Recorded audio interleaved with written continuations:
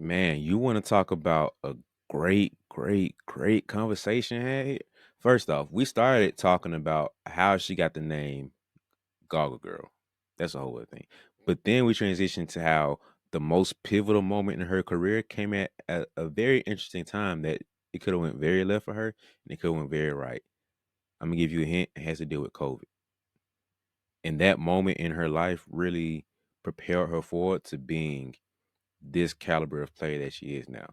And I don't know how we got there, but we're not talking about like a very deep and very a needed conversation for both of us. Just you need a refresher of the people that you're around to know that you're not as crazy as you think you are. So you saw two kindred spirits kind of going back and forth about the challenges we have, the mindset that we have to develop to where we are now, and how we're not as crazy as we think we are, and we're doing okay. This was man, the end of this episode was so good. This was a great interview. It was a great episode. So you cannot miss out on this.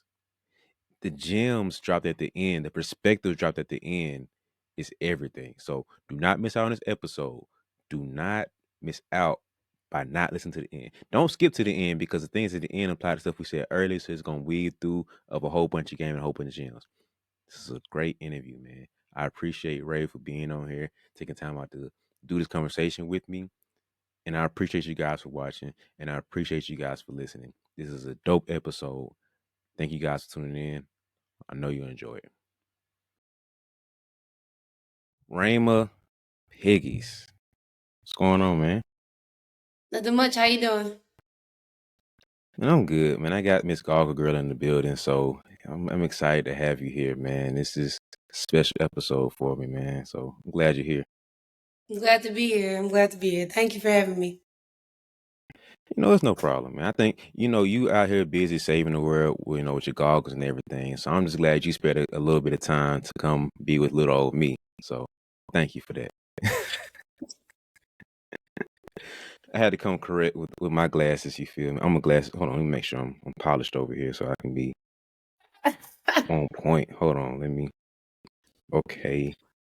All right, okay. Crystal, oof, oof, ooh, okay. All right, that's enough. That's enough. Um, But now, tell me how you got the name. What's going on with Goggle Girl? How'd you get the name?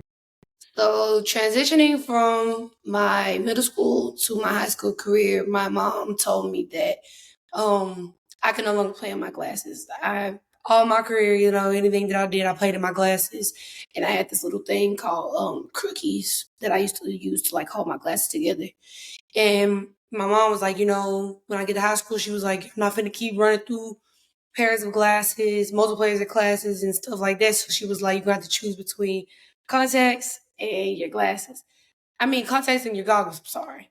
And I was like, okay. I was like, I don't want to wear goggles, and I don't know how to put in contacts. So I was just like, I mean, goggles, I guess, but I just wasn't feeling it because, like, I was like, I just felt like it was gonna be weird. I'm in high school, I was gonna get made fun of, and I wasn't really trying to embrace that. And my mom was really supportive towards me and the name. And she was like, it's gonna be your style, it's gonna be your brand, and we're gonna go with it. We're gonna rock it, and we're gonna do with it. You gonna make your name known with it. And I was like, okay, like just going along with it. And so from then on, God Girl was born. My transition from 8th grade to 9th grade year. Shout out to mom for encouraging you. She ain't just put you in the Gog. She like, we gonna brand it, we gonna market it. That's gonna be a whole thing. Shout out to mom for that, cause For sure. that that put a whole battery in your back, and now it's a whole thing for you now. So, It uh, is. It's me. with you being in college though now, you got the NIL deal. I have an NIL deal, but it's not for my glasses just yet. But we're gonna try to. We try. We got some. We it's already been thought of, and talking about it. So I'm just like just putting it to work pretty much at this point. They slipping, man. You can't have somebody named Goggle Girl and not have her a deal. Like that don't add up for me. Okay, I so understand. if you need a manager, I know somebody. Just give me a call. I'm like, hey, call my manager and he'll get y'all straight. So we'll talk about that at the pod. We'll talk about it later. We'll talk about it later. But don't feel away about this. but I have a love-hate relationship with your game. I love it because it's smooth. You getting buckets. You a sniper, and I hate it because it's not my game. I want your game right now. I wish I could have what you have, and you a lefty too. So I'm just really jealous on top of all that. You a sniper, smooth feel for the game, and you a lefty. I'm jealous. Don't So be. why not? I mean, as the originally I was right-handed. My mom made me. She forced me into becoming a lefty, and Hmm. so growing up, like anytime I like have in soccer, I used to play, like I said, I played soccer for a long, long time, and it was weird to my mom why I kicked way better with my right leg than my left leg. So it was like everything that I did growing up, I'm more, was right handed, just right hand dominant. And I was just like, all right, like lefty, just gonna shoot with this hand, I'm gonna dribble with this hand. And she was just like, well, whatever you do, you're just gonna be left handed. And I was just like, okay. So just kind of deal here. Mm. So are you ambidextrous or you just shoot with the left hand? I am ambidextrous in some aspects. So I don't know if you could call that like a semi ambidextrous person or what, but I am ambidextrous in some aspects. Just not shooting. So you're strictly lefty with the shooting. Yes. I used to shoot with my right hand. I used to shoot free throws with my right hand. When that changed? I think I want to say my 10th grade year of AAU. I stopped doing it. Did it for a while. I used to just like mid game, like go to the free throw line. I wouldn't even notice the time I would go back on film watch. I was like, watch I did with my right hand, but I'd make it. So I was just like, but it was just for the fun of it. It was just like same routine. Just just I was just like, okay. So why'd you switch? Your mom made you? No, it just was. I think when you get, I think the more like I just practiced on just shooting purely with my left hand, I was just like, I need to focus on, whatever hand I'm gonna choose to be more dominant with.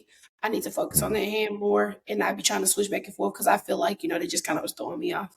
So I was just like, I ain't gonna try to sit there and find a whole different shot in the end. I got a whole like two different shots. It's just too much. It's too much.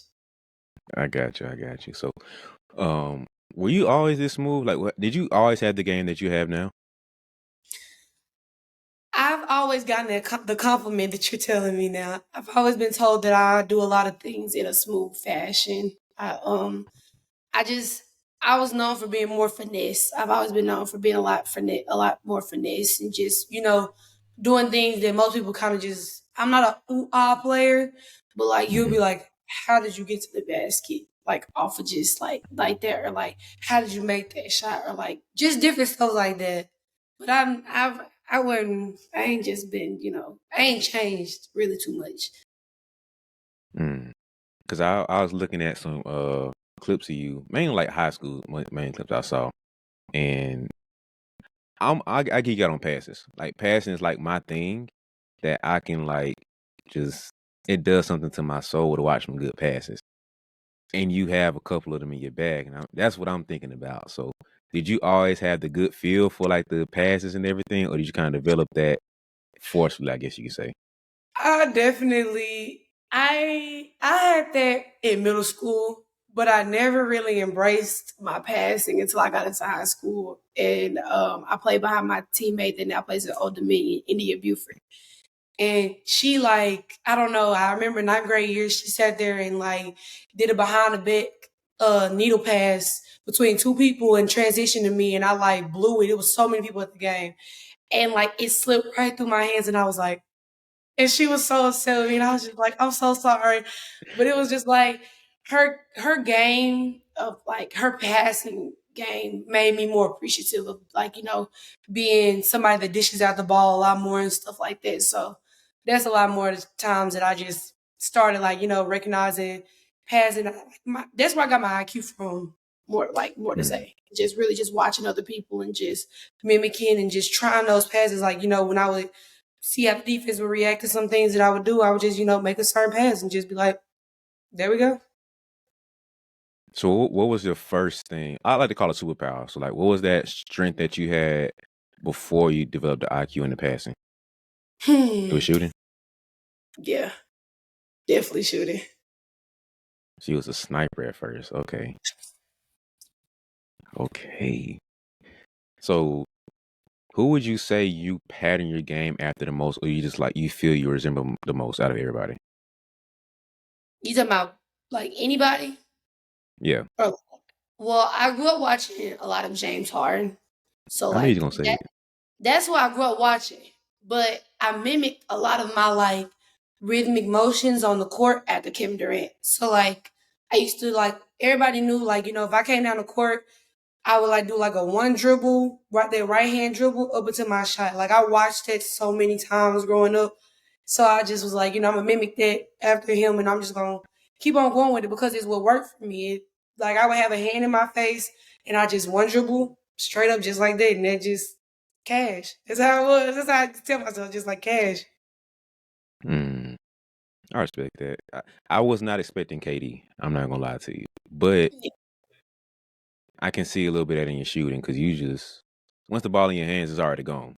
So KD doesn't have that type of trigger, but he definitely has a level of when I'm getting a shot off, it's already gone. Like there's nothing you can do to stop me. He's 7 foot, Exactly. he's so long, so I can see that resemblance. But I knew James Harden was gonna come. He's a lefty, he's crafty, he can shoot. Like I knew that was coming. So what did you steal more from James Harden? I stole more of James Harden's, I want to say just I guess patience with the ball. I stole a lot more of his just like the skill set and like I don't do a lot of like the dribbles and stuff that he does, but I just studied like I know he's not the fastest on the court, he's not the tallest, but he's typically one of the smartest on the court. He gets to his spots. He knows like what moves he want to do is kind of just like predetermined, but it's just like it's him. That's what he does, and Mhm. it's just like okay, he got a move that he always do, which is like the tween. Do like about three or four of them, then automatically into a shot. So for Mhm. me, growing up, I was just like, all right, what's gonna be my pattern move? First, it was a hezzy. Second, it was a double crossover. Then I just, started doing like an in and out crossover that I got from my teammate Kennedy.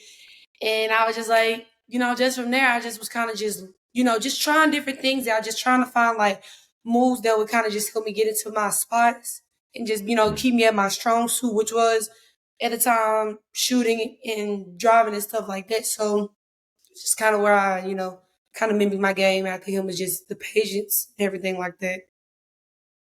Yeah, that double cross you guys lethal. You caught a couple bodies on that a couple times. I was like, oof.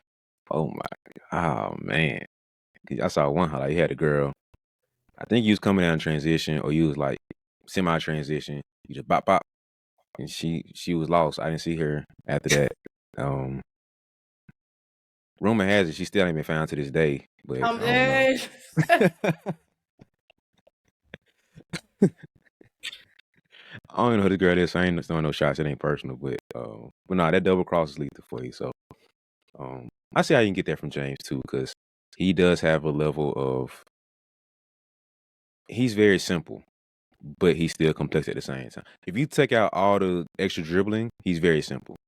Like he Yes. doesn't overdo it with his motions. Like once he get in his spot and he says go, he's going there. There's no waste of movement after that. And I can see that in your game too, because you either gonna pull it, one or two moves, or you gonna get to the goal. Or you might get But that finesse assist off too. So I can definitely see that James Harden in your game and the KD now. But on the ladies' side, did you have anybody that you grew up watching and you kind of stole from them? well, for the ladies' side, I didn't really watch people that were in my position as much as I probably should have. But I watched a lot of Stephanie Dawson and Brianna Stewart when they were at UConn. I watched a lot of them when I grew up, and I don't know, something about Stephanie Dawson's energy. Even though she's a five, Mhm. I don't know, her energy was something that I just like to carry and was just like I want to be able to resonate that to my teammates and everything like that when I hit the court. So I definitely was like, I want to make sure I'm like, doing something to that aspect and stuff. And Brianna Stewart, yet again, another sniper.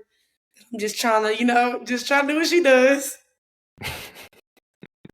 I It's a think simple Stewie person. is I think Stewie is like the W version of KD because the movements, the bag, the everything is just it's KD like.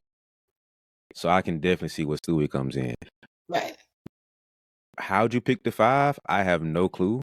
Um Her energy. I'm big on energy. I'm big on like, like just coming out and just being the fire, like, sparking other people to like just come on with you and just, just when you get to screaming, like people just see your passion and your zeal for the game that it's just like you can't deny it. Like you just make you don't even make yourself known for doing nothing but just screaming. That probably the ooh ah game that I probably got. Just the fact that I get out there and I'm just like, my energy. I make a shot, I'm pointing at you. I get an L1, I'm screaming. Like my teammates get an L1, I'm screaming with them. Like charges, don't let me get no charge. Let me get a charge. I go crazy. Love me a good charge. so you have a little defense to your game too, or you just pick up a charge here and there? I pick a charge. I pick up a charge every now and again. I do me a charge every now and again. That's pretty much me. Okay. I do want to talk about this. You did have a skill transition over your game, but you also had a physical transition from high school to now. Was that intentional? Physical as in what portion? You lost a little bit of weight in your game, but it was it's just it's different. So It was was that more neat. of an intentional thing that can happen? Okay. It was definitely intentional. But the thing about it was, I didn't do it on my own. I caught COVID. At the end of my 10th grade year, we won state. And we found out that our season was canceled and everything. Well, not season, but AAU. We wasn't gonna be able to do AAU and stuff like that. And I ended up catching COVID. When they did permit us to go back out and stuff like that, but at our own risk, went to a tournament and ended up catching COVID and was out for like, I want to say, I think I had COVID for about like 2 months. They had like the 14-day rule and stuff like that, but mine started off with strep. And I've had strep for like, a lot of times and stuff like that. And so me and my mom didn't really think anything to it until I started having like those symptoms and stuff like that. But we wanted to go get me checked to make sure that it just was strep. And it was. It turned out that I had COVID. So I couldn't swallow, couldn't eat, couldn't breathe, couldn't smell. Really just kind of just living a daily life like, I'm starving, can't do nothing about it. I'm hot. Like I'm just here. I was out. My mom has a picture on Facebook where I was just like outside on like our little hammock thing, and I was just laying out there in 100-degree weather with a blanket. I think I had on all black. I had on long sleeves. I had a hot towel over my head, and I had me a hot peppermint tea from Starbucks. Like and so it kind of just started from there. But like my mom, I want to say my third day in COVID, when I found out that I actually had it, my mom was just like, I just want you to know, like, you're not gonna just sit around here. Like, you're not gonna just sit around here and be locked up in a room because I'll be upstairs playing 2K21. It just came out. And I was going crazy because I was just like, I had a 90 level 90 or something, whatever rating build on my 2K player. Like the first night it came out, so I was just like upstairs on my 2K grind. And she was like, "You're not about to just sit upstairs and just play the game all day. Like you finna come downstairs, you're gonna go outside, you're gonna go run. Like it's not gonna be anything different. Because when you come out of this, you're gonna need to, be able to show coaches that like, you still can do things." And so I was just like, "Yes, ma'am." And I wasn't really for it, but I was just like, I need to do it. And it got Mhm. to a point where running was my daily life. Like I was running, I got up to the point where I was running like 3 miles a day, like with a weighted vest on. I got it in my phone because I really recorded when I got like really deep and down to it. That's when I started to record it because I was like, I'm seeing results. Like, at Mhm. first it just started off as just like, I'm gonna go outside and put up shots on my little goal and I'm gonna go run around the house, like, just not really into it. I made a love for it. Made a love for running. Like at night, I was running before I went to bed. Like I tell mom, like, "Hey, mom, I'm about to go outside, go run. It's sunset coming up. And I'm about to just go out there and just get it in. Probably be out there putting up some shots. Like I'll be shooting in pitch black dark. right in the sun, right directly in the sun. I'll be putting up shots, like just doing it. And it was just like, all right, like I started just videotaping. I even got to the point where I was videotaping. Like my dad is a professional physical weight trainer and everything, and we have weights and stuff in our garage. So I just utilized my resources. I had, a bar out there, I had some 45s, some 25s, and like some 10s and stuff like that I could put on the bar and everything. So I was just lifting. I was doing sit-ups. We had mats outside. I had kettlebells. I had medicine balls. I was set. So I was just like, why not just go ahead and just utilize it to my advantage? Now that I made a love for it. So some days I was spending like 4 or 5 hours outside, coming back out, like, and this is just one set, and I would spend 4 or 5 hours, go in, eat, probably play my game for a little bit, and then be like, well, I'm finna get out the game, y'all. I'm finna go outside, or I'm finna go get my run in. And that was that. By the time I knew it, I got back to my 11th grade year and was ready to play my first game, and people didn't even recognize who I was. I had people asking my mom, like, where's Rhema? And I was, on the court, just in a different size, same person. Mm, So it was man. but it definitely all my life is definitely was a goal for me. It was a personal thing that I knew, like, if I wanted to be a high level player, that I had to be realistic with myself and I had to lose that weight. Like, you just have to, got to be in it's a certain level of conditioning that you have to be in order to be able to play the game, but also to be successful in playing the game. Mm. I think it's even more true for the women's side because we've seen guys who they don't look they belong in the NBA, and you see him and Yeah, it's like, bro, he can hoop. Like he can. If you didn't know who he was, you'd be like, he can't play, bro. Like I don't. He must be like the mascot or something. He just a super fan because he can't play. right, But then you see him hooping, it's like, oh, he dunking over people. Like oh snap, he nasty with it. So right, on the guy's side, you can kind of get away with a little bit more. On the girl's side, you either have to be tall enough to get away with it, super, super, super high level shooter to get away with it, right. or you just can't do that because any stuff in the middle is not allowed. So Not for you to be in your position, you would have had to either lock in and get your shot perfect or get a couple inches, and that one that's gonna a happen. tough one. My Yeah. sister So got all the height. how tall is she? She's 5'11". I think she really touches 6 foot. But my brother, the me and my brother, the athletes, and we didn't get the height. Me and my brother, I think my brother 5'10", 5'11", and I'm 5'8". And my sister's over here is a lawyer sitting behind a desk. She's 6 foot, and we're like, wow. Yeah, so and she doesn't like to sweat. So that made it even worse because my brother he played professional football. He ended up getting free agent drafted to the New Orleans Saints. But he also did I think CFL. I'm pretty sure like the Edmonton Escateers, something like that. I can't remember for sure. Mhm. But I know, like, at one point he was, doing that. He played in Memphis, had a really, really good run in Memphis. So, you know, the athletes, we kind of got the short end of the stick. But you're not short though. For 5'8", Oh, I'm that's short. especially tall for a girl. I'm short. I'm really short. I look For at a other girls girls, and they're like tall, and I'm like, why am I like fun sized? okay, I dealt with this too when I was younger. So I thought I was super short. Like I really thought I'm 5'10". So I'm like, okay, I'm so short, bro. Like I couldn't stand this. But I had to like recalibrate my thinking because I was thinking through the lens of basketball. I'm always around hoopers. I'm always around people 6 foot, 6'2", 6'6", whatever. So I'm thinking in my mind, I'm this little midget, tiny guy walking around everybody. But then at some point, I had a homeboy like, bro, you're not short. You're just average size for a guy. I'm Right. like, bro, do you not see this, and this? And he's like, bro, these are all hoopers. Look outside the gym. Everybody about your height. And I was That like, is true. okay, I got you.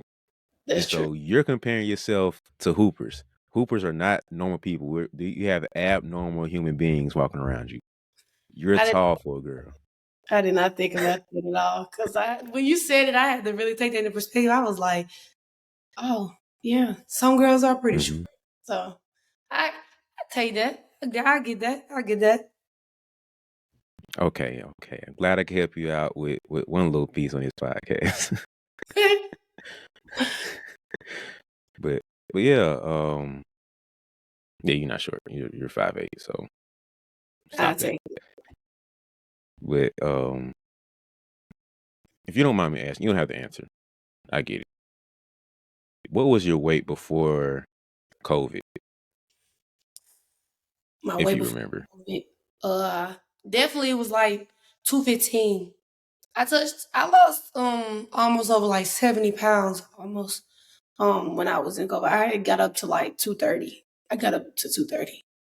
Like cause Mm, I ended up hitting like a bad depression after my ninth grade year. My grandfather passed away. And long live my Mooney. It's my man. But my granddad, he was my world, and when I ended up losing him, I just kind of just let my weight just go. I was just, didn't really care about it. Cared about basketball, but like I just really wasn't digging it no more because I was just like I just felt like everything was just done and over with. So I just kind of let it get out of hand. I went from like 195 to 200 at the beginning of my 10th grade year. Got through conditioning. After conditioning was over, I went back to eating how I used to eat and ended up being like 215. Then COVID hit. I was like 230. I was like, yeah, 225, 230. At one point I had mm, got on the scale and I was just like, this is ridiculous. mm. So during ninth grade, you said about 190, 195.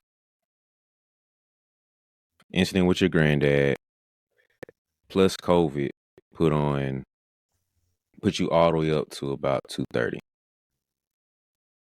Man. And within, I want to say, what was it? From March, April. I caught COVID. I want to say not June. It was July. Yes, I caught COVID in July, and I ended up being out. So August, September, yeah. And I was able to return to school until after the first term was over, so I could only come in on the second term. And I ended up coming in, and my first game was like in November, and in the course of that time period, I had ended up getting back down to like I want to say 190. I was between like 190, 185. I was in that range. So yeah, Mm. but it was a lot of work. Try to tell you, a lot of work. But I mean, I made it fun. Like when it's something you want to do, you don't complain about it. You just go out there, you just do it. So do you have a level of appreciation for COVID? I do. I really do. Because I honestly don't think that I would have, like, truthfully, I don't think I would have been able to put myself in the position to to love something that I used to hate so much. I hated running. Played soccer for 12 and a half years, but I hated it. Like, I didn't hate soccer. I hated the running portion of it, which was why I was a midfielder. Because I didn't, or sometimes I play goalie a lot. That's what my best strong suit was, but I was midfielder a lot because, that just was that for me. But me playing midfield, I was like, I don't gotta do too much running, but I still gotta get it in because, every once in a while I get it like in my mind space where I'd be like, all right, I'm finna go take you to the goal. Like, I'm not playing with you. So I'm finna go take you to the goal. And then I just, do that. But then I literally after I draw somebody to the goal, I'd be like, yeah, I can't do it. I can't do it. But I knew that I was gonna have to get to a point where I had to appreciate running, and I don't think I would have done that by myself because in high school, if my high school coach was known to run, we put the balls down a lot. We sometimes didn't see a ball for a couple of days, but that's part of basketball. And I knew with him, it was like you had to really like love that portion of the sport in order to continue on. I knew that like me personally, even with all the training that I did on a daily basis, my conditioning level was nowhere near where it needed to be because of my weight. So I was like, COVID definitely took me out took me a long way because I just, I still was eating like the same stuff to a certain extent, just not as much, if that makes sense. Like my appetite had really Mhm. got cut down a lot. Like I just, I couldn't really just stuff myself like I used to. Mm. So you would say that's like the real pivot point of your career. Mhm. Like that was the thing that set you forward to be able to be who you are now, what you're doing now. Yep. Because my mental was already there. I was ready to do it. I just I didn't have like something that forced me to pretty much. Like I didn't Mm. really have something that just actually sat there and be like, oh, now you got to do it. And COVID did. COVID made me be like, well, now you set in a position where you got to do it. Unless you gonna come back out there, you always like my motto since I've been in high school was, you never be the same. Never be like, I'll come in, I need something, 1 year, but like next year, I ain't gonna be the same person. Never be the same Mm. person. Regardless of that be my mindset, my physical attributes, my mental attributes, whatever it is, I'm never the same person. And so it's like in that aspect, I was just like, all right, like moving forward, some got to give. And I was just kind of just every day, just knocking on the door, just waiting for the time that I just get put in a position to be able to, do what I needed to do. And COVID allowed me to. Hey, hold on. Time out real quick. We're gonna get back to the episode. I know you're enjoying it. I know you're enjoying the show. But I need you to help me real quick and to make sure that this episode can grow, make sure this podcast and show can grow overall, and you can keep getting great guests like this. Make sure that you subscribe and follow along. So if you watch right now on YouTube, help me out by hitting the subscribe button. Go ahead and do it real quick. If you're listening in your car, chill out for a second. If you're on Apple or on Spotify, just like when you get a moment, hit the follow button, but not right now while you're driving. If you're working out or something, or you chilling in your room, then go ahead and subscribe with me. Like, help me help you, okay? But thank you for watching. I really appreciate you. I'm gonna stop interrupting so you get back to the episode. Thank you, man. That's COVID was a tough time for most people, and for you, that was a great opportunity because, like you said, you were forced to sit down. You were forced to slow down and say, "Hey, either lose this weight and get serious about the the weight training part of the game, or you just honestly, I think that would have been one way or the other. You either put on more weight and then kept going that direction, or you did what you actually did and lost the weight, and that propelled you forward. So, Most man, it's definitely. interesting because most people wish they could just like white out that whole year for them, but for you, that was the pivot point. Yeah. I was gonna say, I know a lot of people that ended up, just kind of having a rough time mentally, especially like during that time. I really was getting to a point where like I had my little friend group and we used to just always like, we actually, before COVID had hit, our parents and us were all like, we're gonna start working out together. Cause like I said, my dad's a professional sports, like weight trainer and stuff like that. And so I was like, okay. And I was like, we can all go to my dad's gym. And we started doing it. And when COVID hit, it was just like, because we were all athletes and our parents were great friends. So, we were just like, we're going to all come together. We're going to do it together. And it's going to, because sometimes you need people to help you out. You need sometimes you need people to be your motivation when you can't give yourself that motivation. And it was like some days, like my friends didn't want to necessarily like, work out the day. They'd be like, oh, I'm tired. And I'd be like, no, y'all, come on. We can go get food after. Like, we could just, just come on. The camaraderie of it all just was really what pushed me to really just be like, let's do it. And that's why I said I don't think I would have done it myself because it got to a point where COVID hit and they still opened it up. We all were home, like, doing what we needed to do. And we started just doing like Zoom calls with each other since we were social distancing and stuff like that. But it was just like we stopped kind of just doing the Zoom calls gradually. And it was just like, oh, I'm back to the same, things I'm doing. I'm just like, I can't do that no more. Like, I got to do something. I got to be different. And the want and the passion to be different was what set me apart in wanting to lose that weight because I was just like, I refuse to be the same person. So Mm. that was just my mindset of it all. It was a lot of self accountability to take count of because my dad also had got to a point where he was telling me a lot and I wasn't listening to it at first, but it was like when he was telling me, I was just like, if he's constantly telling me this, it's not coming from a place of, ill will, ill motive or anything like that. But it's like you gotta look at yourself in the mirror. And I started looking myself in the mirror and I was like, "You not a good size you should be for your age." And I was like, "We got to do something." What was your mental state during that time frame? Because obviously, you step on the court, people look at you and like, I don't know if she can hoop. If they don't know who you are, so obviously you have to overcome that level. But just in your day to day life, what was your mental state and how's life for you there? When I was overweight, pretty much. Yeah. My mental state actually was bad. I like I said, lost my grandfather. Just I really just kind of feel like I lost my way in a lot of aspects because I just was just kind of going through the motions of a day of like the days, and I just really looked at it and was trying to figure out like what am I going to do next. I'm no longer playing the sport that I love anymore because they made like I wasn't forced to quit soccer, but I knew my time was up. I knew that I, no longer my knees. I had too many injuries on my knees. I tore my I had a grade 1 meniscus tear. In my eighth grade summer transition to my ninth grade year, and it was just so much coming with it, and I was just my mental was just horrible, and I was like, I don't know, like I just it was never good for me, and I had good grades though, like my 4.0 had like I'd always maintain like my good grades because I know like that's one thing and one standard that I was in control of and like physically that I could do and to make sure like I didn't let my mom down or my family down because I'm held to that standard.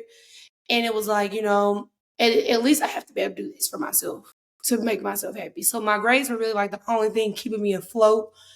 And that was about it. But it's like when school was out, I used to always say, like, school was my favorite type of stress. And I still say that to this day. Like school was the only thing that was keeping me sane because it was just like that's what I leaned on to keep my mind off of what I went through and what I was feeling on a Mm. daily basis. It didn't allow me to, come home and stress about my personal life because I knew I had a test tomorrow. I knew I had to get ready for conditioning and just, just so much other stuff. And this is just in high school that I had to worry about these things. So when I got to college, it was just normal. And Mm. that's just kind of why I'm, you know, at the place I am now because my mental was so bad, but I just refused to put myself back in that position because it was horrible. Honestly, truthfully, it was horrible. Mm. First off, I don't know how you could tolerate school. Um, couldn't stand it. Yeah, I don't think people could pay me enough to go back to school if I had to. So yeah, I you got my respect on that end. It's But just it's a passion thing. Like I said, school. Like I just big dreams, big aspirations, and things that I've watched others do that I want to do and be able to accomplish. And you just always. My grandfather was big on pushing me to be whoever I wanted to be, and so I took that and I just was like, regardless of what it may seem like, all odds can be against me, and I'm still gonna come out on top. So that's how I mm, looked at it, and I was just like, I'm just gonna have to, play with the hand that's been dealt to me. And that's kind of like, when you asked me about like my mental state of mind, hey, the court, my mindset was not bad.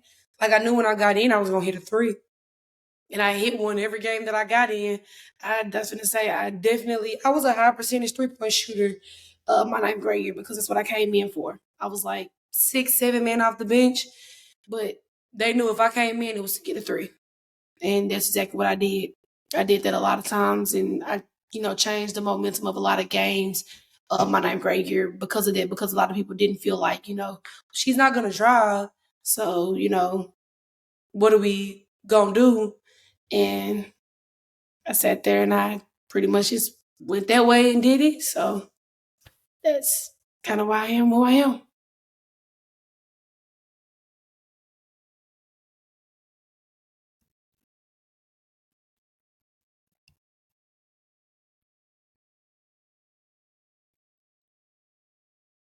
I don't know what that was. Can you hear me? Yeah. Uh, but nah, I just took it for what it was. I never made a big deal about people not really like, necessarily feeling like I was a threat on the court. I really used that as motivation for when I did hit the court because a lot of people overlooked me. A lot of people was like, "Oh, she's slow, she can't guard and stuff like that." But like my teammates had me. My teammates, I was a ninth grade. I was a baby out there. So whenever I got out there, they were just like, protect her, but shoot the ball. Like, make Hmm. sure, don't nobody just sit there and just cross me up or put me on the highlight tape, but shoot the ball. And that's what I did in ninth grade. And from then on, my confidence really never changed. But it did. But it went up and up. It went up. It went up. It never went down. And I credit that to the team that I play with. Hmm. Okay, so there's this guy that I train, and he has a teammate on his team. He's a heavier set guy, but his feel and IQ for the game, he's playing chess while his teammates and everybody else playing checkers. Like, That was me. bruh, like the way he thinks and see the game is like he's literally IQ, like mentally, he's varsity level point guard. But because he's heavier set and he doesn't have other skills to build around there, it's hard to put him on that level. But his IQ and mental, how he sees and thinks the game, heads and shoulders above everybody that he's playing against. And I think that's a credit to his weight. Like of course it's a setback, but it's also a strength too. Because if I can't move there, if I physically can't move that fast, I have to think that fast or even Yeah. faster. Yes. I was gonna Think two say that's steps the advantage ahead. he probably had. That's Yeah. right. That's one that was even something that I had to learn in school and in life. Like my sister and my dad used to always tell me that, like, you have to be 3 steps ahead of the game in order to, be able to go ahead because like you're gonna take 3 steps ahead, but you gotta take some steps behind at some point. But you wanna make sure that you're further along than you will be behind when the time comes. And it's like if you constantly taking more steps ahead you take behind, you're not really losing progress. You were really, just taking the blows and just going along with them and not really being hit by it for real. Exactly. So I always had that level of jealousy because I was a fast athletic kid. I was one of them dudes who could just get up and down and jump, and it I, was it was nothing. I But wish. but I definitely wasn't a dumb player, but because I had I was a passer. I could pass the ball a little bit, but I didn't have that level of control the game with my mind type of stuff. Right. And I wish I had it. That's what I like jealousy. That was my jealousy comes in with players like that because I could just run. Like I didn't get tired. I was going to athletic you. I was going to out athletic you. Ain't too many people who going to run with me and jump with me at that level. So I wasn't worried about that. I just Right. hit like a little dribble, get around you, whatever. Like it's nothing. But the mental skill of controlling the game, I didn't have that. I could make great pass. I could see the floor, court vision. Had that beautiful passes, amazing. But to slow the game down and like really think it through of how I manipulate stuff, I wasn't that great. I was great in like a pick and roll sense where I could get my passes, but to really see the game through 2, 3 steps ahead overall, I didn't have that piece. And for you to be a high level playmaker, you have to have that. Yes. So Yes, you that's do. where that feel comes in, that skill comes in, where it meshes together to where you have a player like Ray who just out here getting buckets effortlessly because they have a good blend of both. Uh, that's just it's honestly that's something my little brother Tommy Calicut. He's a ooh, I think yes, Tommy's a ninth grader. And my little cousin Tyler is a 10th grader. And they both are two kids that I grew up playing with like all my life. Like you talking about going outside, sun up to sundown. I don't know if you had any type of friends, but Mm, those were my little brothers. I used to go outside with them and we like sun up to sundown. You couldn't tell us to come in. Cause we was outside playing 21, one on one, 3-on-1, like, we just do 2-on-1. We were just doing everything. So I was like, now they at the level where weight matters. mhm. And now they're starting to appreciate the talks and the things of being told because my little brother Tommy, he's 6'4". Playmaking skills, great. Like he's a literal me. But he's just way better. And it's just like crazy watching him because he can pass the ball at such a high level. He can shoot the ball at a high level. His bag, crazy. But he's heavier set, but he gets to the goal at will. He's gonna move you out of his way. Like he knows how to use his body and he knows how to Mm-hmm. finish. Tyler, Tyler is the same way, but Tyler is not necessarily heavier set. Tyler just had more things like with his feet, and I do too. And it's like, with your feet, you have to work more footwork and you have to do more things to get yourself faster. But that also comes with a level of being able to build stamina and endurance. It also depends on what you eat. And a lot of times, me and Tyler, we used to didn't eat right, which led to us, not being able to have long term stamina and endurance and stuff like that. Whereas Tommy, being a heavier set person, not all the way, but he had stamina and endurance, but he just was heavier set, which caused him to just kind of be like, all right, now I'm getting tired. So it's like me with them really now getting to the point where they realize that weight is a thing that factors into your game and how good you can be. They're adapting to that. Tyler has lost tremendous amounts of weight, and he looks amazing. But now it makes his game so much easier because now he sees like I can do whatever I want. Tommy, same exact way. He's slowly but surely trimming down. Can't be stopped. Can't be stopped. I think I don't know if you know the dude. I could say his size at first was like the 7-footer guy like Jazir. They used to play at IMG Academy with like Jarris Walker and all them. He was like big. He was real big, had the mohawk, but like he would dunk on Mm-hmm. you. He like 7 foot tall and just dunk on you. Tommy was the same way. Tommy literally is like now appreciating that people told him to lose weight. Tyler is appreciating people telling him to, get faster and you gotta lose weight. Because it's like now you're seeing the whole time, I'm way better than what I used to be. I'm getting Mm-hmm. to my spots faster. My confidence is a lot higher because I am faster. And it's like just knowing that you can get to wherever you want to be on the court at a pace that you didn't think you could get to at one point in time, is like it makes you feel good about yourself because it's like, I can do this. And then you get to also utilize that in a time where you might feel like you can't make it. And yeah, you prove to yourself that you can because you did this. So it's like for them and the young man that you were talking about that you train, tell them that, like, don't stop running. Don't stop running. Don't stop harping on them about losing the weight because it's gonna pay off. It's gonna be worth Mm-hmm. it. It's gonna be worth it. Both of my little brothers got shots on them.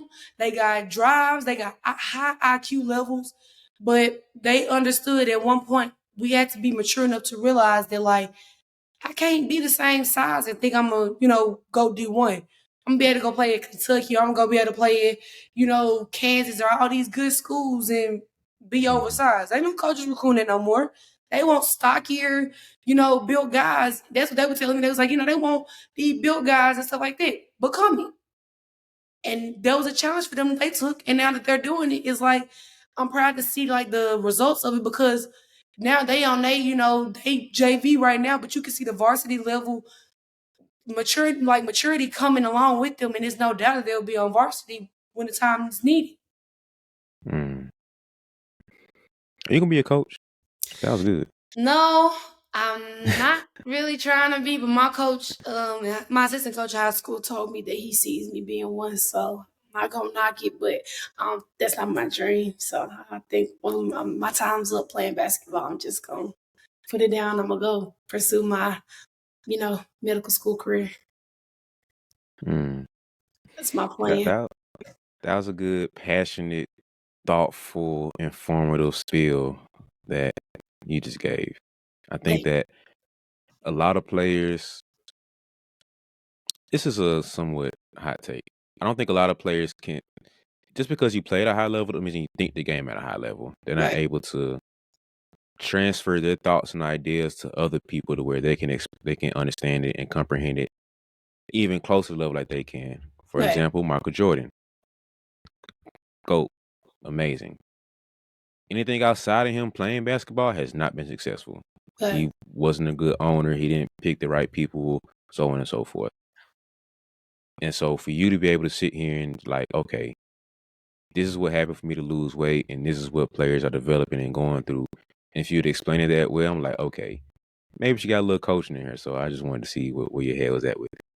Yeah, it's I just say it's more of my thing just to kind of like when I'm done with the sports, I got to put it down because like I told you, my my books are like my school. Like I said, school for me is a passion. It's something that I love to do, and I just kind of just feel like that's my area of expertise per se, and it's just like I have big dreams of going into medical school and doing what I need to do, but I mean that's just kind of where I'm at with it. So that's why I'm like, not really big on just changing it up because it's just something I've dreamed so much about.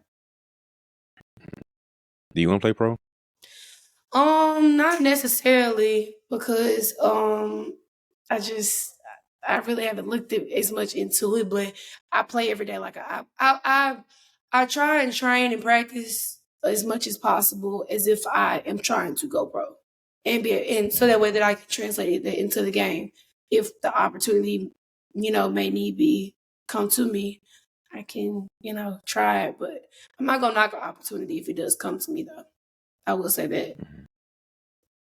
I respect that because I know for guys, most guys will sit there and like once the thought of I'm not going pro goes in their brain, they kind of ease their foot off the gas a little bit and kind of just do bare minimum to get by. So, all Yeah. right, I'm gonna go to practice and I'm gonna train a little bit, get a couple shots up here and there. But I'm not gonna sit here and get up early, stay up late before and after practice, do the extra this, do the extra that. And for you to have that mindset in spite of the fact that you might not want to go pro, I respect that because Thank you. the girl side's a little bit different, but guys, it's either It's pro or all nothing for most beast. guys. If I would say it's a different beast, I definitely realized that. So that's why I'm just like, even in the things that you may realize that you might not have a passion for, you don't know necessarily where it might take you and how it Mm, might impact you and affect you. So you really just have to just go along with it to the point where it's like, all right, cool. I might not be going pro in it, or I might not have the feel of wanting to go pro in it, but I still need to give a 100% effort in trying to do good in it or trying to perfect it as much as I can while I'm in it. Because at one point you're gonna get to a point where, you know, you're at some stage of life and you're gonna be like, I kind of wish I took this more for, took advantage of this way more and did sit there and allow it to just bypass me as if I didn't care about it. I hear a lot of people talk about stories like that, and I just, even though it might not necessarily be something that I want to, you know, do long term, doesn't mean that I'm not gonna want. I wouldn't do it if they gave me the opportunity to do it, but I don't want to sit there and just give up on the fact that this is my life right now, and I want to do it regardless of where I'm at in the position that I'm in. I wouldn't take it. I wouldn't every day that I go that I do what I do. I don't take it for granted because I'm already in my second year. I'm a junior academically, and I'm a sophomore athletically. And it's sad to say, like I allowed my first year of college ball to bypass me so quickly, and I'm already in the middle of my second year. mm. So I refuse to have any more regrets about that. Where my feet are every day. Explain that. What happened your freshman year? My freshman year, it's kind of the same. I kind of just trickled on down with the same thing that I did in high school. My high school career, I won 3 consecutive state championships, and I can't recall not one like good memory about it because I was just so locked in on doing what I needed to do to win it that I wasn't necessarily having like I was having fun, but I couldn't remember a time that I just wasn't like unserious about something. Mm, And the same thing was for college. You're nervous about messing up because you're on scholarship. You want to do good so you don't get put out of practice or look like you're not trying and stuff like that. Like you hold yourself to such a standard that it's just like you're always serious and you don't realize that like bad things can happen to you and are going to happen to you. But how you respond to those bad things are what's gonna make you. And it was like when I got into those bad things, I just broke. Last year I just broke. Like mentally, my mind was gone. When I hit a bad point where I was just like, I'm trying so hard and I'm not doing the way that I know to do best and stuff like that, I ain't gonna blame it on the coaches. I'm gonna blame it on my mind. Because I sat there and put myself in that position. I was getting chances and opportunities to play, but my mind just every little thing that like went bad for me, I allowed it to affect me and mess me up. I allowed it to affect my mindset, my attitude, my effort. And I was like, you can't do that. Something bad is gonna happen. And I wasn't used to that. And so now when bad does happen, I'm in that moment. I'm grateful for the moment and I learn from that moment. And I take it and I just go on about my life because like at the end of the day, there's a lesson, a life lesson in that I could take on in the long run and apply it to me and be well on about it. Mm. Take me to that moment. You said you broke. Take me to that moment. What was the broke moment? My conditioning test. We have a mild test, conditioning test that you have to pass, and in order to play and everything, and it broke me. The fact that I didn't complete it on the first try, because when it comes down to anything that has the word test, I pass on the first try. There's no such thing as a failure to me. I pass on the first try. First time running the conditioning test, we up. I want to say we ran at 7 o'clock in the morning. So I'm like, I'm feeling good about it, confidence high, everything. I'm like, all right, I'm gonna go out here and I'm gonna kill it first try. Get there, first lap.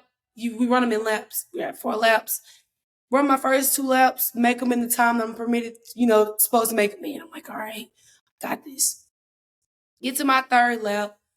I'm like, all right, bet. Third lap in, I'm running. And then I get, about to the end and I miss my third lap time by 2 seconds. By 2 seconds.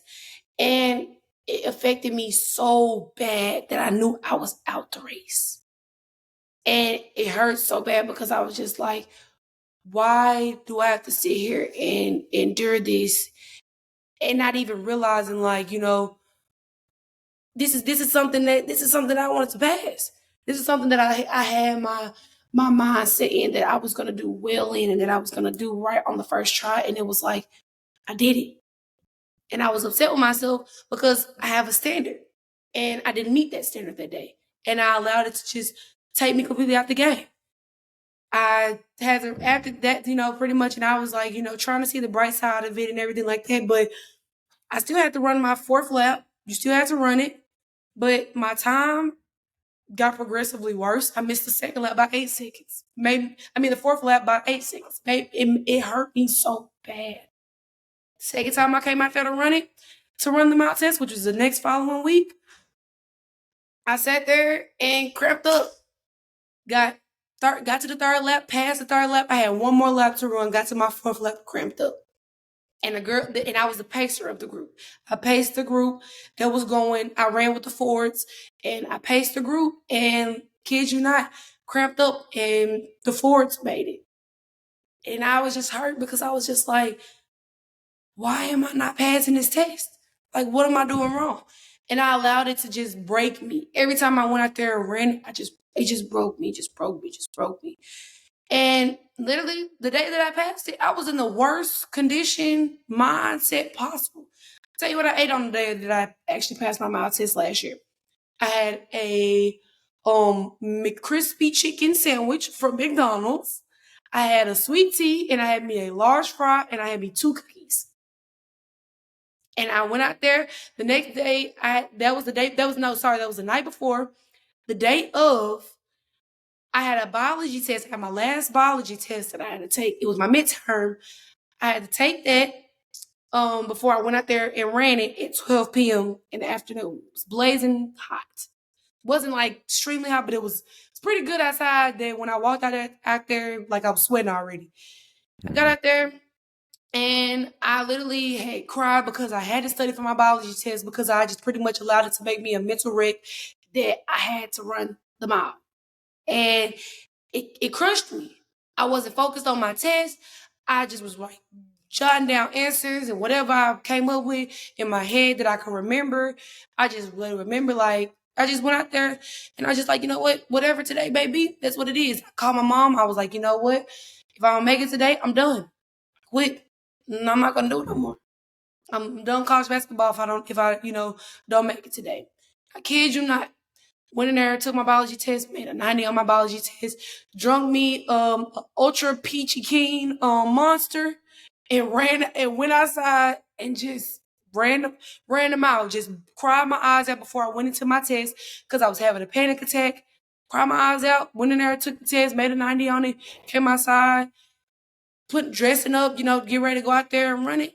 Ran it in the worst condition possible and made it. And I Mm. literally just sat there and looked at myself. I was like, wow, why did I do this to myself? Like, why? And I was so like, I cried when I made it. I cried. Like, when I got to a space where like it was just me by myself, I was still up there. I was studying for my next exam, and I was just crying. Cried for about 2 hours straight because I was just like, I was happy that the day came that I made it, but I was so upset with myself that I let myself go. I let myself go. I've never done that before. This year, like I told you, gonna be completely different. Never gonna be the same. Made my mile first try with ease. Like some of them, I was just jogging. Some laps feel like I was just jogging through it because I was just like, I'm prepared for this. And where there's, like I always say, where there's a lack of confidence, there's a lack of preparation, and anything there else may be. So for me, I was like, when I got done my freshman year, I had my meeting with my coach. I was just like, I'm not gonna be the same person. Like, that's the only thing I can promise is like, I'm not gonna be the same person. I'm not gonna have the same mindset. I'm gonna help this team. I'm gonna, when I come back, I'm gonna actually have something positive about me that shows that I'm a D1 athlete. And I did it. Went home, worked my butt off. Came here, worked my butt off in the gym all summer long. Never left the gym all summer long. It's crazy. It's kind of crazy how it all unfolded, but I prepared for that moment and I wasn't worried about it. Where did your internal high standards come from? That's something you just put on yourself, or did somebody kind of put that on you? But where did that come from? Firstly, it came from my grandfather because I kind of just seen like the type of man that he was. He was a man of legacy. He was a man of integrity, and he did everything with just a lot of like just humble. He's a very humble man, but he was wise, and I just could tell that that had to have come from the standards that he held himself to. He didn't allow himself to do things, have done or in a mediocre way. He did not do things average. He didn't do them where they weren't complete. He finished it. Everything that he did, he finished it. And so I was just like, for me, just being the kid that I was all on my grandfather's side. Like he spoiled me a lot. And so I just rolled with him the whole way, just, always by him and just by his side, being his little shadow. And I just was like, someday I need to be like this. I need to have a standard for myself. And it was like, that started for me in first grade. I never let myself make anything less than a A. I didn't have, since my first grade, I've never had anything less than a 4.0. And Mm. so that's why I just like, that for me is where like my academic standards came from and life standards came from. But my athletic push came from my parents. My parents, both of them. Both of them. My mom even started holding me to the standard when she seen that I was consistently making A's. She was like, all right, now you have made A's for a little minute now. You're not making anything less than it. So if you do, like, just hand me over your phone and you can go about your day. And so that's where they came from. My dad, on the other hand, we don't take, going half through the motions. If you ain't gonna do it for real, then you ain't gonna do it at all. And that's just kind of, that's how I did my brother. That's how they did my brother. That's how they, talked to my brother and everything. So it was no different for me. The standards were the same. You got to go hard. You got to do everything that you gonna do with a level of passion, with a level of, if I don't do it right, I'm gonna lose it Mhm. and I'm gonna be in trouble. And that's what I feel like. Every time I mess up, I'm gonna be in trouble with somebody. And that somebody typically is myself. Because Mm. standard I have, that is just the foundation of me. It's just you can't go in life just, feeling like you have to have some type of foundation. And it definitely came from my family that really strict high level foundation that I have. All right. Okay. Another timeout. Okay. Look, if you got to this point you have to be enjoying the episode. Like you have to. At this point in the episode, you're enjoying it. So help me help you. Just if you're on Apple right now and you're on your phone, okay, just take your phone, press the subscribe button. It's right there. Just do that with me. Even if on your laptop, take your mouse, boom, click over, boom, do your thing. Now you subscribe. Now you linked in because you don't want to miss the next great episode that I have. But doing stuff like this helps the episode grow, makes the show grow, and the podcast grow so I can keep getting great guests and keep doing great interviews. So if you listen on Apple or Spotify, take a second, look at your phone, press the follow button, okay? And share with a friend or two because you'll find the value in this. You want to have this conversation with your friends so they can have the same value. Now the whole basketball community can grow. All right. Thanks for listening so far. I'm gonna get out your way.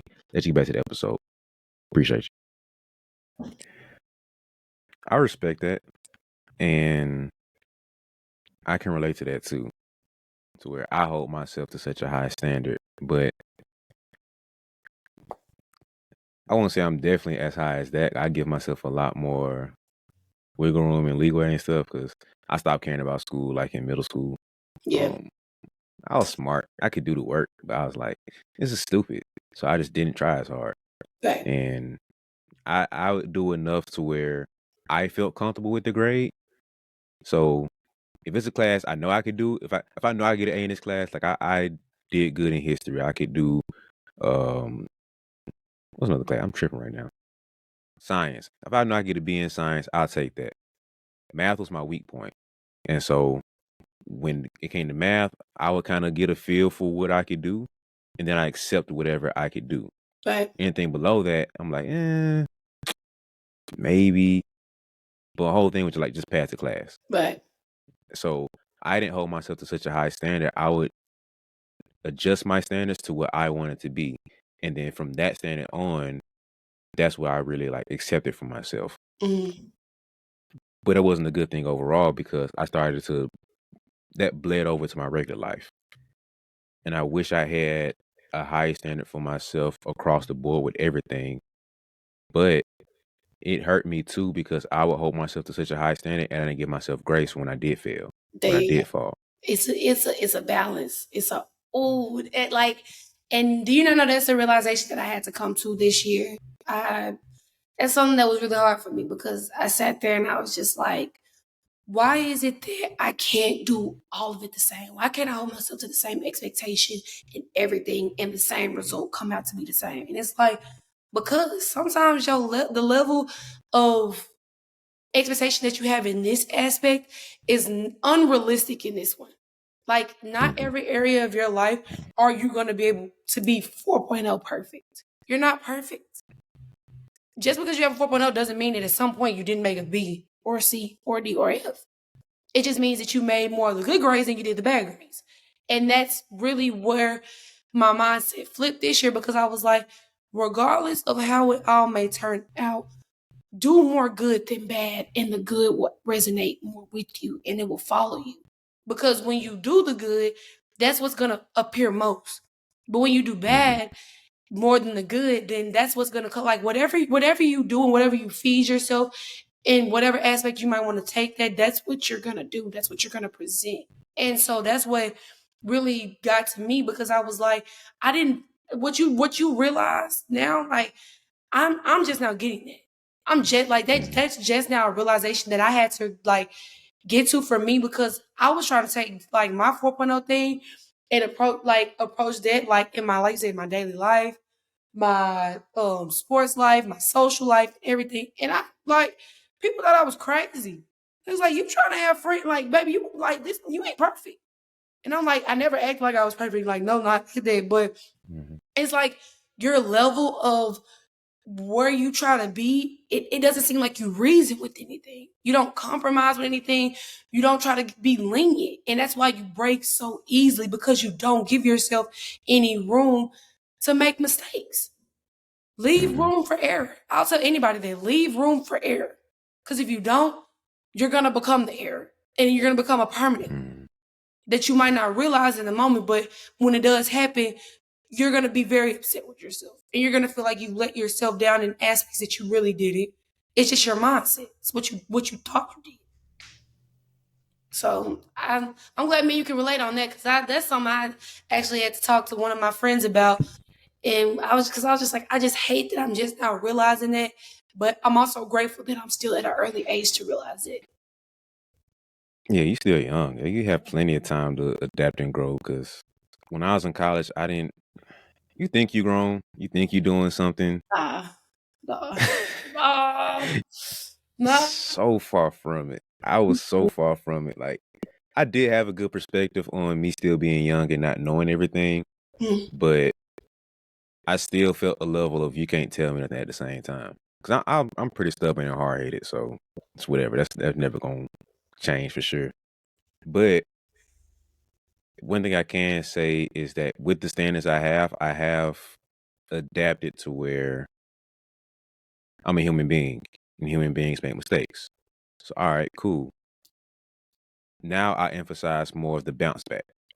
Make yes, the mistake, but now learn from it. Make the mistake, but then adjust. Make the mistake and just embrace it, fix it. Now standard is back up here. right. And the funny thing about that I've learned too, I'm still struggling with this part, is not having that standard for everybody else around me. So if me and you are together, this is my standard for me, and this is my standard for you. It's right there. Literally, That's the part I haven't figured out yet because that's just I how it haven't figured it is. out. It's It's tough. that's all. That's hard. That's hard. And honestly, that's I feel like that's why a lot of people go through a lot of phases of life where they have highs and lows with friends because it's like you hold people to an expectation that you hold yourself to and it runs them away.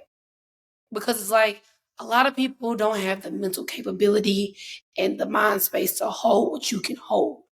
A lot of people might not Mhm. be able to you might be able to tell one person this and then you might be able to tell one person this, but they might have two different levels of seriousness to them because the expectation that you can give this person and what they'll give back to you and feed to you, whereas this person probably might not be able to do that at the time, but you still love them, you're still there for them, but it's like you can't compare and you can't hold them to that. My mom tells me all the Mhm. time, like, you have different friends for different things. Not all of your Mhm. friends are you going to be able to tell every situation that you go to that you might need insight on. You're not going to be able to necessarily just go to them and just tell them that without them being lost themselves. Because for one, either they haven't experienced it, or two, they didn't figure it out.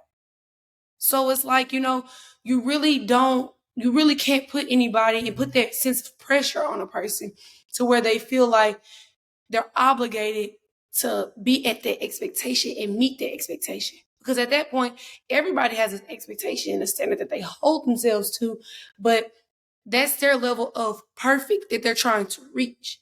And your level of perfect that you might be trying to reach might be up here, and theirs might be down here. And you don't even realize it because you're so caught up in not wanting, like you said, to adapt or to adjust when that's what necessarily needs to happen.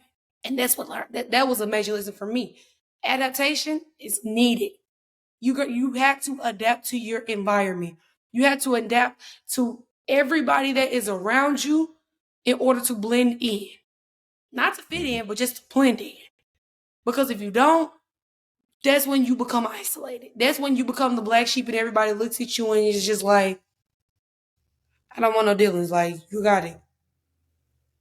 You got to learn how to adapt. You got to learn how to change. And if you don't, then you have to find people that you might feel like can fit in your crew, but they might not be around you for long. I learned that the hard way. I kind of have mixed feelings towards that. So the lifestyle I want and the highs that I see for myself, Mhm. it's hard for me to allow a certain level of people and mindsets around me. And so I know where I'm going is thin air up there. And Right, everybody can't survive in those environments and with these mindsets and stuff. And I'm kind of a loner. I am a loner. So being alone is not like ooh, we're gonna be alone. Like, all right, cool. Like it's nothing new to me. right. But at the same time, I know the whole saying of if you want to go fast, go alone. If you want to go far, go together. I'm very mindful of that. But it's a struggle to find the right people if people don't have that mindset I need to be around me. Mm. I've even lowered my standards to other things and for people. And it's like, can you do this for me? But you can't. Can you do this for me? All right, man, I can't go too much lower because my standards I have to get there. And I need Right. you to have these things to go there. Yeah, like to get to where I want to get to, I have to have a certain caliber of people with me. So if that means being lonely in pockets and having certain type of people in pockets, I have to be able to be fine with that and make do with what I have until that sounds very wrong, but make do with what I have until better comes. No, I understand. I understand. It's almost like rationing. It's like you got to sprinkle a little bit here till this gets here, and it's like I understand it, and it's not a harsh thing, but it's like it even kind of goes to basketball. For me, Hmm. it's like you can't be around too many people that don't have the mindset that you have, unless it's better than yours.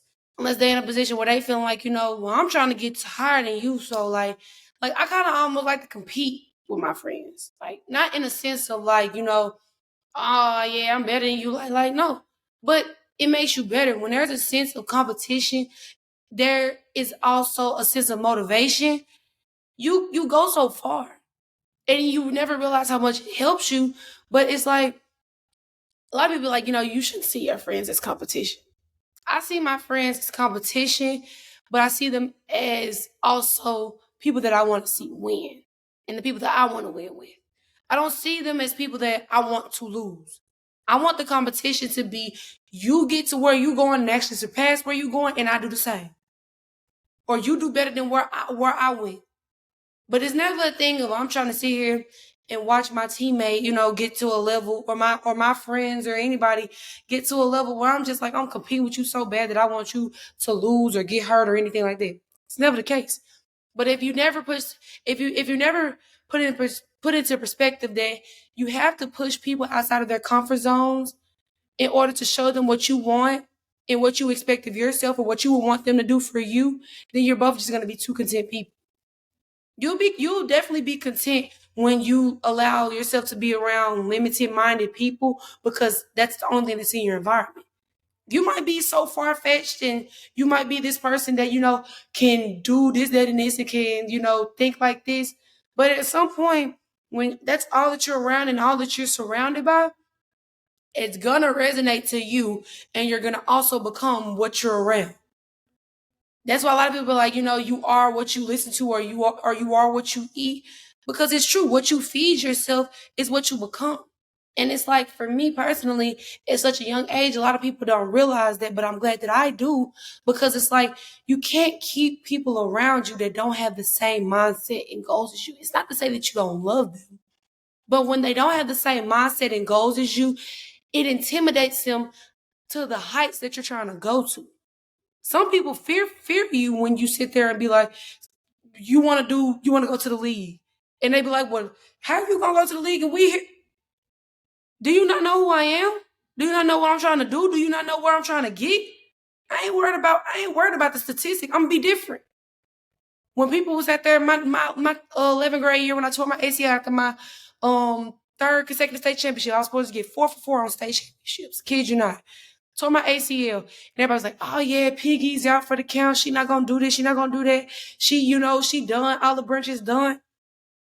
Cool, we didn't go back to state, but we made a statement. I came back in 4 months. I tore my ACL in June, came back in October. I was ready to play. I only missed 2 games. I missed a scrimmage and I missed my first official game. My second game of my season, my senior season, I was back. It's all in your mindset. So tell me something that I can't do. Oh, you don't think I can go to medical school? Why? Tell me why I can't. It make me believe it. When you challenge people in that aspect, it scares them, because it's like you're not cocky, but your confidence is just way too high. That's because I believe in myself to do something different. I'm not you. I'm different than you.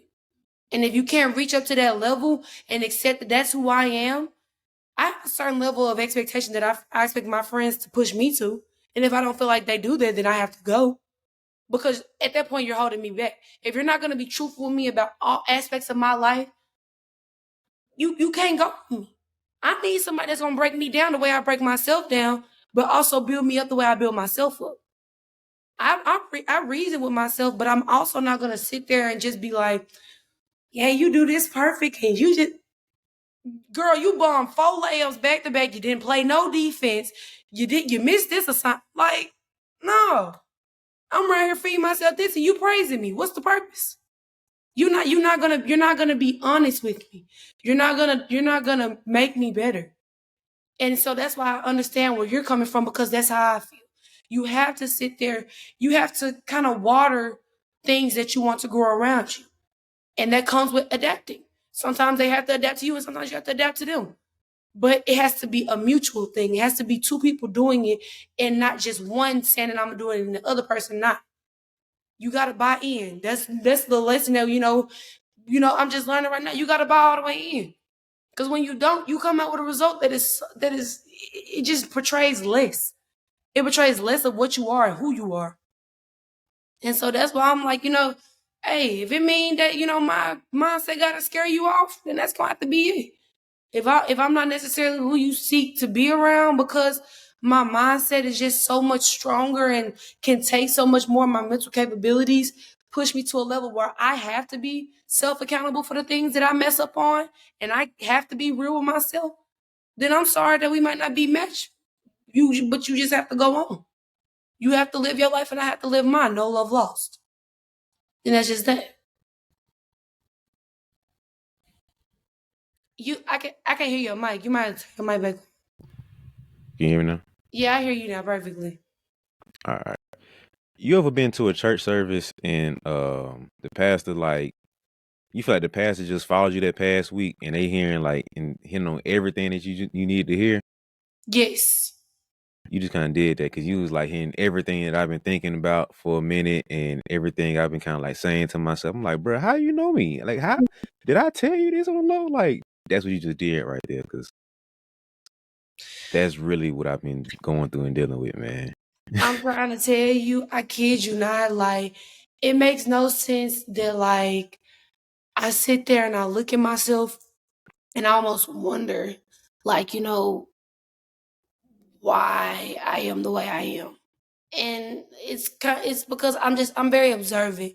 My mom's a pastor, my dad's a minister, but it's like I grew up in a home that took a lot of observation. You had to be very observant, and it's like if I didn't observe my parents, building the foundation of loving God the way that they did, I probably wouldn't have done it for myself. If I didn't take into Mm, account that when my mom would always tell me, you have to get to know God for yourself, I probably wouldn't have done it. But it's like now, it's like I thank them for that because that is my foundation. But not only that, I observe everything before I just sit there and I just go head in.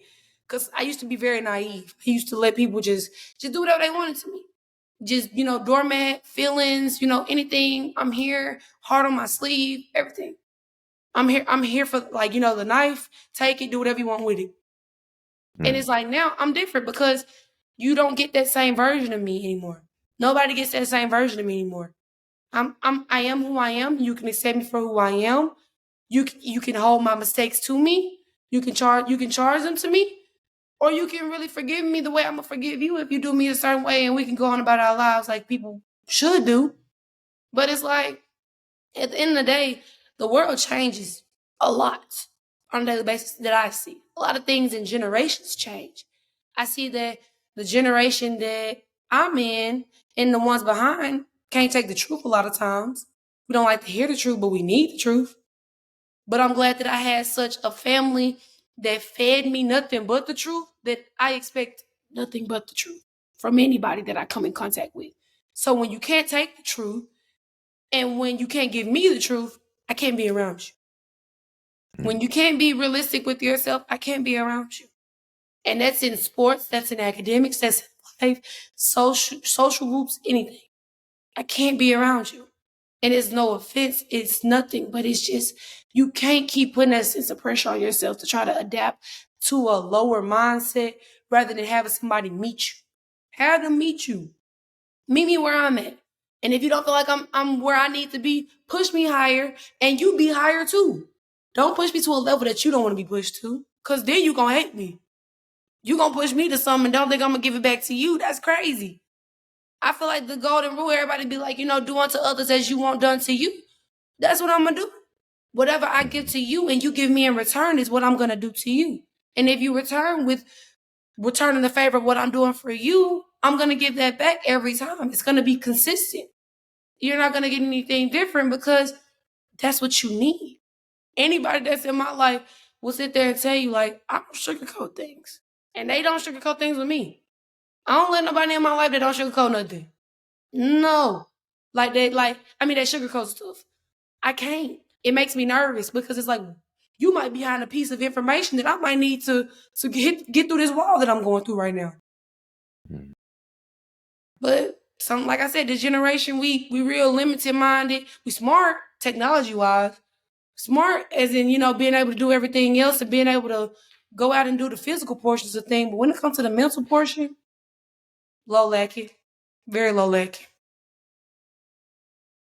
I heard somebody say this that gave me a better perspective on things. And he was saying how if we listen to the most people that are around us that are living, I hate saying average, like an average lifestyle, right? You understand? We would have the average thing that they have. And Mm-hmm. so to get these abnormal or above average things that we desire to have, we have to keep that mindset and keep that work ethic. And we can't listen to the people who have the quote unquote average mindset and do these things. Not Right. to knock them, not to say it's belittling, not to say it's Right. worse, but it's just different. And so break it down as simple as this. If you want to play a basketball player, you look at the basketball rule book, you look at what basketball players are doing, and you follow that line. If you want to be able to play football, you want to play soccer, look at their rule books, buy their equipment, and go by that lane of things. And Right. so operating in this percentile of life that you want to have, Mhm. you have to play by these rules, have these type of people around you, and look to do those things. That gave me so much.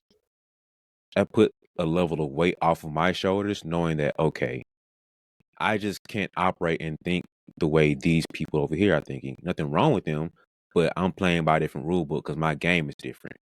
So that gave me like That's a it. Simple. Thank you for that. Thank you for that, because that's another yeah, perspective added on to me. Thank you.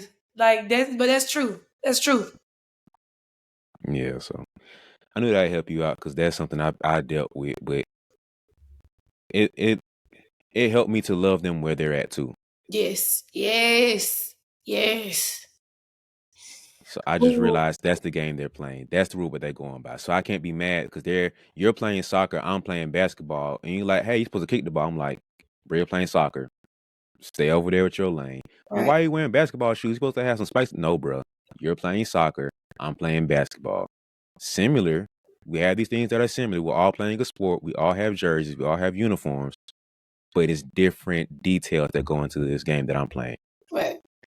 When I thought that through, I'm like, totally different. So now I appreciate every soccer player. I appreciate the football players. We're just playing two different games. That's all it is. Right. So I can't listen to a soccer player about how to get better at the sport. Exact. Oh, yes. Yes. I had to learn that. I had to learn that. I Yeah. definitely had to learn that. I definitely did. I So definitely now did. my environment is around basketball players who think and operate and see high level, low level, left and right, the details weaving in and out because that's the game that I'm playing. Exactly. So in life, it's a little bit more simple to know I'm not crazy, I'm not out of my mind, I'm not doing too much. I'm actually to where I want to be. I'm at the bottom percent of where I aim to be. Like I'm not even Exactly. that good. And that's the mindset we have, but You have to. we're doing too much compared to the soccer players. So Literally. it's not knocking it. We're just playing two different games. When I thought about that, I'm like, all right, bro, everything good now because it's just Right. two different games. I was gonna say that's definitely a true fact. I just feel like, honestly, that allows you to look at everything and just, it adds on to like what we talked about earlier as far as like, allowing yourself to have wiggle room. That gives you a reason to be a little bit more lenient with yourself, because it's just like, some people's games require a lot more detail than others. And so it's like, you can't compare. has been a big lesson in my life that I've had to learn is that you can't compare. Like you regardless of what it may be, you can't compare yourself. Everything, like so many things are different. And being able to tie what you just told me and being able to take that on when we finish that thing, I'm grateful for that perspective because it's like now that ties in to me being able to go along with, not comparing anything. Just Hmm. taking for what it is and playing with the cards that you have dealt. Like Hmm. you just have to. Can't do it no more. Yeah. And it's this John Wooden quote. I haven't figured out fully how to adapt it, but it resonates with me. He says, when he was coaching his guys at UCLA, he would say, I'm going to love and coach you all equally but different. And on paper, I'm like, equally but different. That don't make sense. Mm, So I'm like, all right, continue reading the book. And he was saying, if he was coaching Kareem. So Kareem misses the bus, we going to wait. We going to sit here and wait for Kareem to show up on time. mm, If Brandon from, down the block, who's the 15th man, he missing the bus, you better call a cab, better call a taxi or something, because we gone. right. But if Kareem not running and 15 man ain't running, both of y'all, we ain't cussed, but both of y'all getting cussed out, both of y'all finna catch these words because I'm not accepting that. Right. And so he would adjust certain things to where my standards are going to be here all across the board. So I'm gonna love you all equally with the same standard of certain things, but it's different in how I delegate it. And so Right. it comes down to communication. I might cuss one player out and I love the other player up. Exactly. But both of you hold to the standard. So a mistake is a mistake, but things within how I correct the mistake might be the difference in it. Exactly. So adjusting that to what we're talking about, the conversation is kind of what you're saying is adapting to adjust with the people you have and accepting them where they're at versus forcing them to be this person you want to have in your life. Like if Exactly. you're gonna be a soccer player or a baseball player, cool. You're just gonna be over there in that field. Oh, you a basketball player? You and me. We closer now. So Right. they just reframed how I see things. So I'm gonna love you all equal. I'm gonna appreciate every one of you except what you have, but it's different from what we're doing and how we do things moving forward. So, man, those two things, when I started like really thinking and how to sink that in, it changed everything for me. Right. I definitely agree. I definitely agree. I was gonna say you really just give me. I got a little quiet because it's just like it's stuff that I didn't know before. You learn. You just learn stuff from different people. So I'm grateful for you give me that perspective because I didn't even think of stuff like that. Like I really didn't. I didn't. That makes me reframe my mindset when I look at a lot of things the way I do now because it's like you really have to look at different. You have to do things differently for everybody. And Hmm. I learned that, like I said, the hard way, but it's worth it in the long run when you see how it impacts people. Because it's like, you might not be able to say certain things to this person, but you can say it to this person. But they both understand what you're meaning and it brings them both up. And that's like the end Hmm. result of what you're wanting at the end of the day. You're wanting them to know that you're being held to a standard, but you also just, you just have to do things differently. And so it's all about adapting. It's all about adjusting. And so I'm grateful for you, telling me that. Dang, don't make me cry, man. Dang. Oh Oh my man. gosh. But no, man. This man, this dang, bro. Time is I've enjoyed man. this one. I was gonna say I definitely have enjoyed this interview. I was gonna say I've been a lot more transparent in this interview than I, have any interview that I've ever done. I, dove a lot into some things that I really, haven't been asked about and talked to about on a public basis. But I mean, I'm glad that I got a chance to share it. So it's no regrets at all. Man, I appreciate you feeling comfortable and being open about this Most because definitely. like we don't know each other like that. So I appreciate you, It's fine. doing that for me, man, and sharing your story and everything on here. This was amazing talk and amazing Most conversation we definitely. had. I truly, So like when I tell you, I've been invested. Like I kind of wish I had a notepad because I wanted, like, I was trying to retain every. Like I don't know, I can hear it and I can see it one time and I remember it, but it's just like it's so many like gems. So I'm gonna have to go back and I'm gonna have to like watch it because this has been a really good one. This is a really good one. So I'm excited. I'm excited yeah, we gonna be in touch, man. So don't worry. for sure. It's more gems on the way. It's For more gems sure. on the way. We Thank you. good. But man, we have to end this at some point. Um, so I guess this will be the end. We're not done, We're but we not done. We finished. done. Yeah, we finished. Yeah, so this will complete the this podcast or something. I don't know. I feel like there's so much more we could have got into, and I this do too, conversation but could have we kept would be here going. all night. We go because honestly, you can just tell two passionate minded people about like, they just click, but it's just like, we gotta people go I mean, my family, I'm gonna be honest with you, my family gonna watch it. So it's like, I wanna kinda keep it a little short and sweet for them. But if you got any more questions for me and stuff like that, I'm willing to, talk about it and stuff like that. If whenever we get off here and stuff like that, because I mean, I'm a transparent person. You learn, like I said, you can learn from anybody. So I'm Mhm. willing to like, talk to you a lot more. Cause like I said, I wanna get my notepad so I can write it down and everything. I make mental notes, but I also write down physical notes too, so that way I can have them as a reminder. Yeah, we're gonna have to cut it short because I almost said something else there too. But dang. I'm a nerd, man. I just absorb so Same. much information. So it's You a when sponge. I get opportunities like, yeah, I get pockets like this when it's like I can give out information now. So I kind of like nerd out with that. So Same. But we're gonna have to cut it off here. it's good. Yeah, it's all good. So whew, man. If y'all got to this point, y'all some real ones because we done went way off the track of basketball. We did. We done We got it to life. We got it to life. it had the real life conversation in there, man.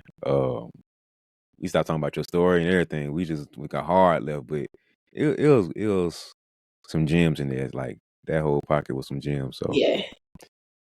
man, man, that's a good episode. I don't even know how to wrap it up. That's beautiful, man. That was a good episode. But dang, if you're on YouTube watching, man, I really appreciate you, man.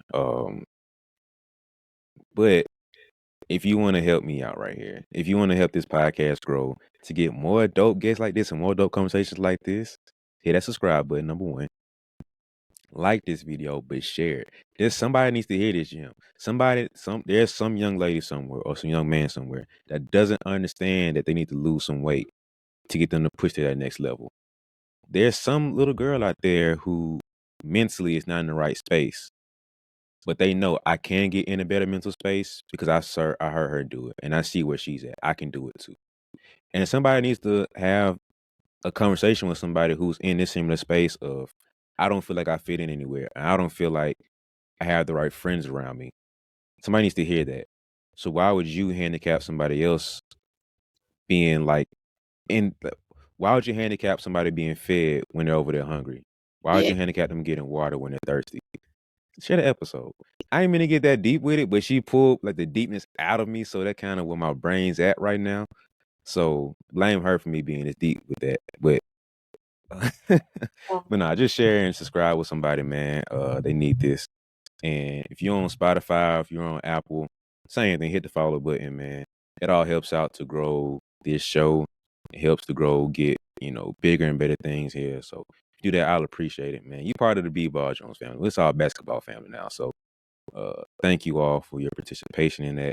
If you want to follow her on social media, that'll be a great idea because it's only going up here. She's a sophomore in basketball year. She got a whole 2 more years. You got a COVID year? No, I don't. I only got I'm just got my 1 year left. I mean, oh sorry, no, 2 years left and no more after that. I'm sorry.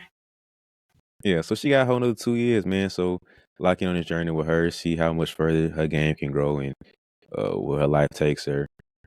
I have the stuff below, so you can follow her social media there. And if you want to follow me, just do that. I'm everywhere. It's BeBall Jones. That's BE Ball Jones. Um, and that's it, man. If you got to this point, I appreciate you. It was a dope very, very dope episode, man. This was Most a good definitely. one. So Most uh definitely. appreciate y'all rocking with us to this point. But that's it, man. I gotta cut it off because it's been a minute. Yeah. But thank you all for watching. Thank you all for listening. See you next time.